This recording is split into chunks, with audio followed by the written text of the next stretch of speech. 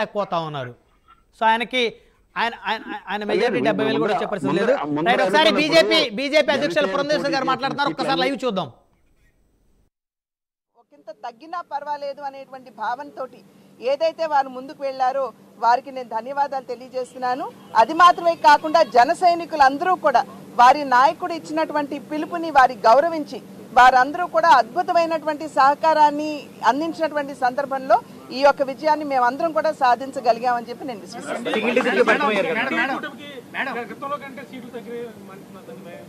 సీట్లు తగ్గొచ్చు కానీ మా యొక్క భావన కావచ్చు, మా యొక్క లక్ష్యం కావచ్చు, ఎటు కూడా మార్పు లేదండి. ఖచ్చితంగా కూటమిలో ఎన్డీఏ కూటమిలో ఉన్నటువంటి వారు ఇప్పుడు మేము ఆల్రెడీ హాఫ్ మార్క్ దాటాము. మేము కూటమిగా దాటినటువంటి సందర్భంలో ఏ విధంగా ఇంతకు ముందు దేశ సేవకి అంకితం అవుతూ ముందుకు వెళ్ళగలిగాము, అదే విధంగా ఇప్పుడు ముందుకు వెళ్తాము. అయితే కొన్ని నిర్ణయాల్లో ఎన్డీఏ కూటమి భాగస్వాములు ఎవరైతే ఉన్నారో వారి సహకారం ఖచ్చితంగా మాకు అవసరం అవుతుంది.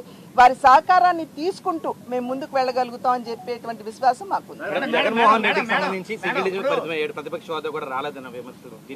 విమర్శ ఏముందండి, విమర్శ ఏముంది, ఇది ప్రజల తీర్పు. ఇది అది వారు యాక్సెప్ట్ చేయాలి. మేమే విధంగా ఈ యొక్క విజయాన్ని ప్రజలు ఇచ్చినటువంటి తీర్పుగా మేము భావిస్తున్నాము.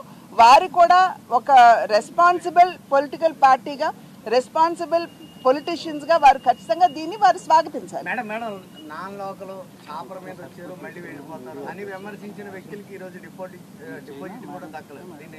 ఎవరిని అంటున్నారు మీరు? ఎక్కడ ఎటువంటి వారిని?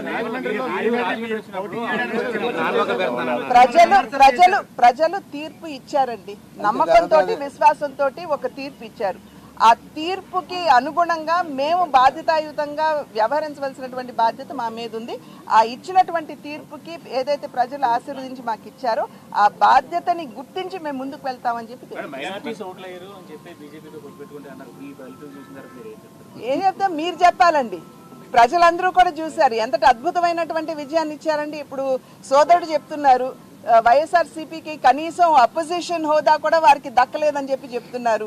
మరి ప్రజలందరూ ఆశీర్వదించినట్లే కదా. క్రాస్ సెక్షన్స్, క్రాస్ రిలీజన్స్ ప్రతి ఒక్కరూ కూడా ఆశీర్వదించినట్లే. అందుకనే మా బాధ్యత మరింత పెరిగింది. అందరినీ కలుపుకుంటూ ముందుకు వెళ్ళవలసినటువంటి బాధ్యత ఇవాళ మా మీద.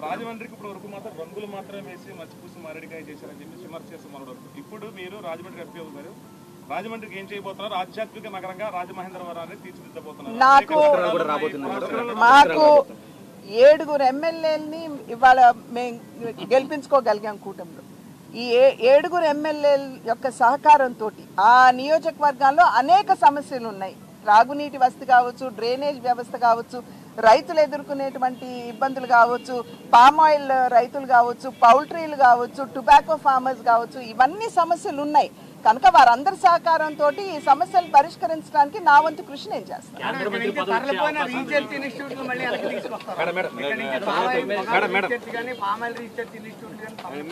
నేను అదే చెప్పాను కదండి, వారందరి సహకారంతో నేను డెఫినెట్